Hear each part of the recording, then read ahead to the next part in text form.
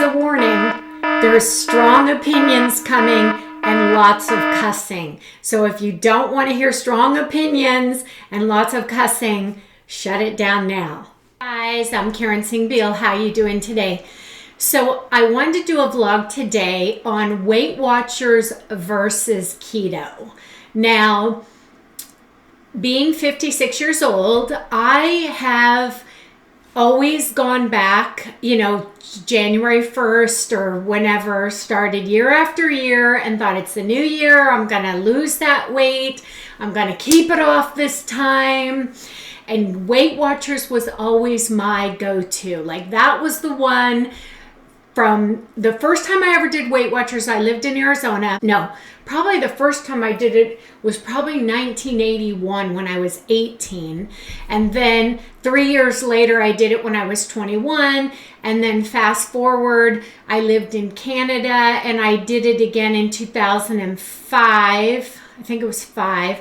And I actually got down to like 135 pounds. And then I did it again, but probably 9, did it again in 12. Then I think the last time I did it was 15. So there you go. Why don't I think that there's any comparison between Weight Watchers and keto? Because I was never successful for long. Like, I had to go back and forth, keep going back. I know that they changed the program like tons. Like, when I started going in 1981 in Arizona, like, you could only go to meetings. There was no online, right? So you had to go to meetings. So in 81 and 84, and that was really embarrassing. Like, going, because again, I was like this kind of weight, always yo-yoing between 10 or 15 pounds. So, you'd go into this room and people are judging you like they do. And at that time, it was like, honestly, it was old ladies like I am now. And they were really judgy. And nobody wants to be, in this uncomfortable judgment of, like, what are you doing here? Like, you're not fat enough kind of thing. And it's like, okay, well, I have a healthy obsession with food. And I'm either starving myself on some crazy fad diet or I'm yo-yo dieting and binging. Like, hello, don't judge me. So then they changed the program in the 2000s. Again, I think to the point system is when that came. I don't really know because I'm not, like I said, I've gone back and forth and I've done every diet in between Weight Watchers and keto. So when I did it in 2005, I think I started, at that time I was about 160 pounds, so I had gotten pretty fat, and I went down to 135 pounds. And that's when people like literally saw me and thought that I had cancer. Like, is Karen okay? So it was like, yes, I was just fat and lost a bunch of weight. So anyway, I kept it off for about a year, but during their maintenance program, I had to keep counting, and I don't have time for all that counting. And I don't want to be that restricted in my diet. Like, I don't. It's like, I've got to live just like you've got to live. Oh, I don't want to be restricted, like constantly counting for the rest of my freaking life. Like, that's not life to me. That's like death.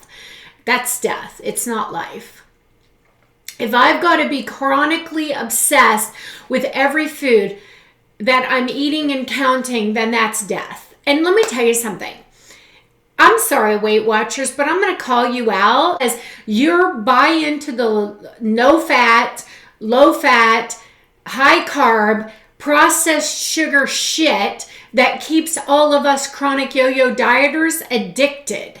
The crashes of the highs, the lows, the hunger, the headaches, everything is because of the crap you're telling us to eat. Like, if I went back and looked at all the crap on Weight Watchers that I had, all the low fat, high processed, high sugar shit from 81 to 2015, the last time I did it, that I never figured out until I found keto in 2017, that The fat is my friend. The fat is what fills me up. The fat is what doesn't make me feel lethargic, doesn't make me have headaches, doesn't make me chronically tired, doesn't make me chronically hangry. Like, you want to talk fucking angry hunger?